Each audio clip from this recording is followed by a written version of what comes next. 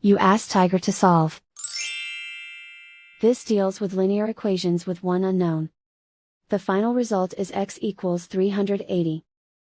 Let's solve it step by step. Group all constants on the right side of the equation.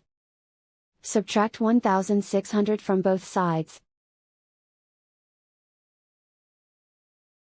Group like terms. Simplify the arithmetic.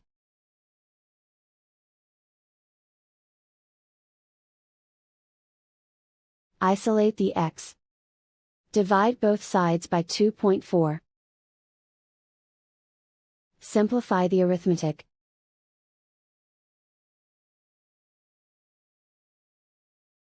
And so the final result is x equals 380.